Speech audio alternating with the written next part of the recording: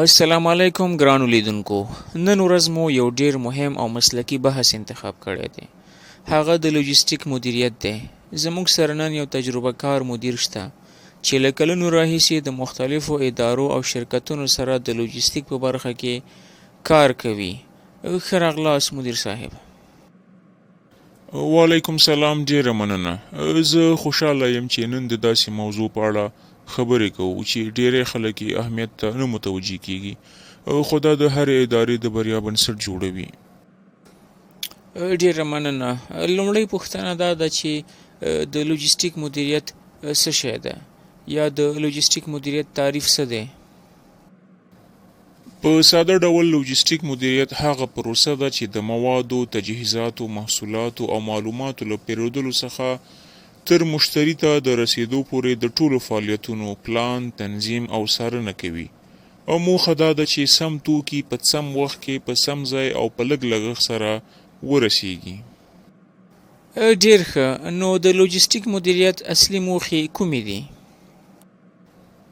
لوجستیک مدیریت درې موخې لري. لومړی د وخت مدیریت ده. توکي باید پر وخت ورسیږي. دوهم د لګښت کمول.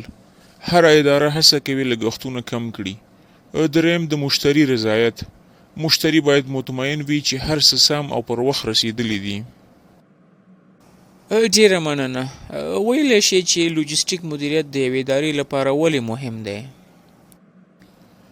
که موږ یو شرکت د انسان بدن ته ورته وګڼو، لوجستیک د انسان د بدن د وینې په څیر دی. که وینه جریان ونه کړي، بدن هم له کاره غورځي. همداسې که لوجستیک کار ونه کړي، تولید، خرڅلاو او خدمتونه ټول ټکني کیږي.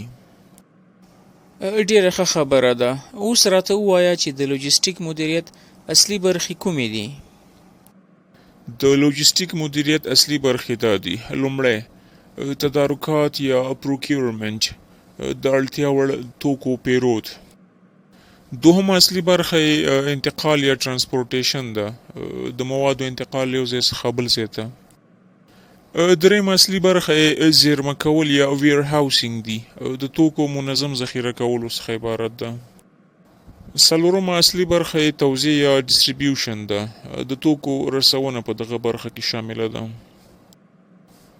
پنځمه اصلي برخه معلوماتي سیستمونه یا انفارمیشن سیستمز ده، یعنی د ټولو معلوماتو د کنټرول او همغږۍ برخه ورته ویل کیږي.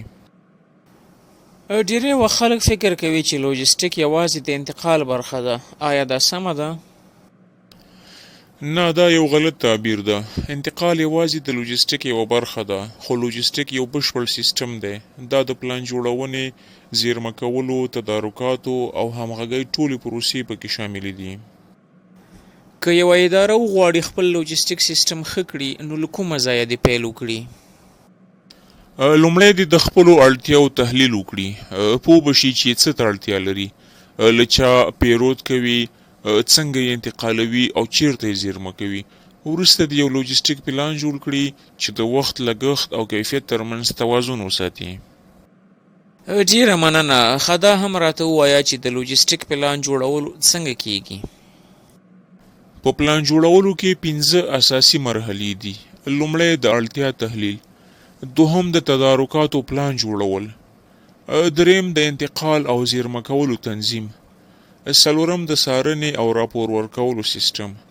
پنځم د ارزونې او اصلاح میکانیزمونه دي. په عملي ډګر کې د لوجستیک مدیریت کومې ستونزې زیاتې دي؟ ډیری ادارې له دې ستونزو سره مخ دي. د ترانسپورټ ځنډ، د موادو غلط حساب، د زیرمو ناکاره تنظیم، د معلوماتو نشتوالی او د ټیمونو کمزورې همغږي.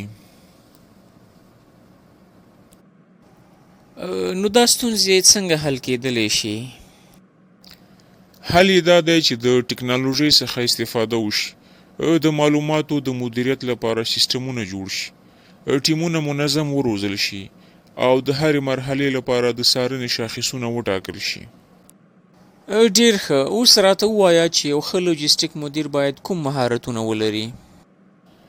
یو ښه لوجستیک مدیر باید د پلان جوړونې وړتیا ولري، په آی ټي او ایکسل سیستمونو بلدتیا ولري، د وخت مدیریت وکړی شي د خبرو او همغږۍ مهارتونه ولري، د خطر مدیریت پوهه ولري او د پریکړې کولو جرأت ولري.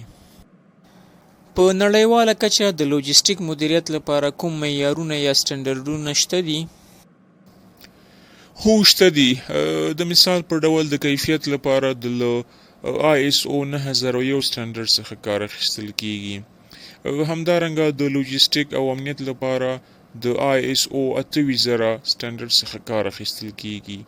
د نړیوالو پروژو لپاره د IFC سپلای چین سټنډرډ څخه ګټه اخیستل کیږي. دا سټنډرډونه مرسته کوي چې یو سازمان خپل سیستمونه د نړیوالو اصولو سره سم کړي. ډیره مننه. اوس راته ووایه د چاپیریال ساتنې اړخ په لوجستیک کې څومره مهم دی؟ ډیر مهم دی. اوس نړۍ د گرین لاجستیکس مفکوره تعقیبوي، یعنی د چاپیریال د ساتنې لپاره د ټیټ کاربن انتقال، د انرژۍ سپما او د بیا کاریدونکو توکو استعمال ته پاملرنه کوي. ډیره ښه خبره ده. اوس که یو څوک غواړي د لوجستیک په برخه کې مسلکي کار وکړي، څه مشوره ورکوئ؟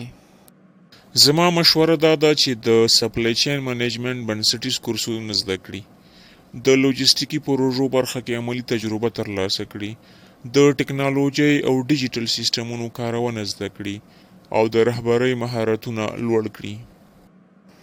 ډیره مننه قدرمن مدیر صاحب. په پای کې غواړم دا وپوښتم، ستا له نظره د یوې ادارې د بریا لپاره تر ټولو مهم ټکی څه دی؟